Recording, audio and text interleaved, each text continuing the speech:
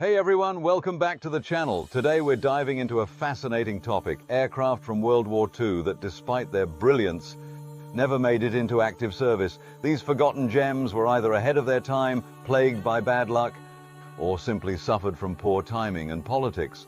Some of them had the potential to change the course of history, but for one reason or another, they never saw the skies in combat. So buckle up as we explore these incredible aircraft that didn't quite make it, starting with number 9.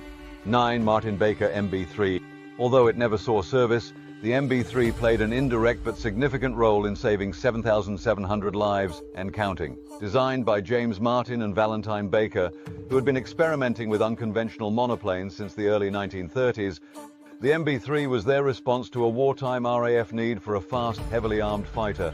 Armed with 6 20mm cannons, the aircraft was also designed for easy maintenance and manufacture, an improvement over the Spitfire. Test flights starting in August 1942 showed the MB3 was highly maneuverable and easy to fly, reaching a top speed of 415 mph, slightly faster than the Spitfire MB3. Its structure was robust, built to withstand more battle damage than comparable aircraft, but after a fatal crash during a test flight in September 1942, which killed Baker, the plane's future was dashed. Still, its development led Martin to focus on ejection seat technology, which saved many lives in later years. Though the MB3 was seen as worthy of further development, its successor, the MB5, was created instead, too late for wartime service. The MB5 was a superb British piston engine fighter, but it came too close to the end of the war to be mass-produced. Ironically, an engine failure during a demonstration for Winston Churchill may have sealed its fate. 8. Miles M20.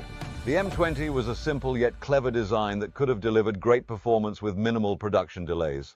However, despite being ready in just 65 days after being commissioned by the Air Ministry, it never entered production. Made primarily from wood to conserve aluminium, the M20 featured a Merlin engine that came as a power egg, a pre-assembled unit from the Bristol Beaufighter. The aircraft was designed without a hydraulic system, making the landing gear non-retractable but lightening the weight, allowing for large fuel capacity and a heavy armament of 12 machine guns with twice as much ammo as the Hurricane or Spitfire. The M20 had a range double that of the Spitfire, but its slower speed kept it from surpassing the Spitfire's performance. 7. Douglas XB-42 Mixmaster.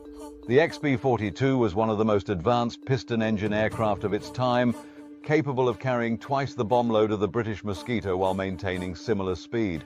The aircraft featured 4 50 caliber machine guns and considered heavy weaponry options like 37mm cannons. With an impressive top speed of 488 mph and a range of 4,750 miles, the Mixmaster was ahead of its time.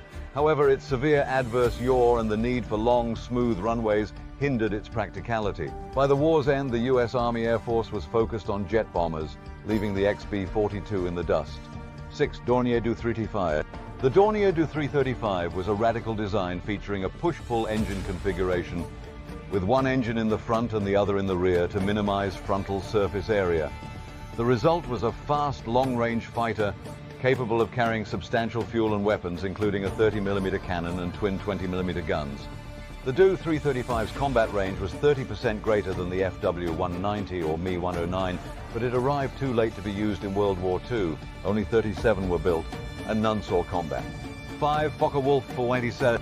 The FW187, designed by Kurt Tank, was a fast, long-range twin-engine fighter that outperformed the Bf-110 in speed and had better range than the Bf-109. It was a fine aircraft, capable of speeds up to 395 mph, but it was not accepted due to engine shortages and official apathy.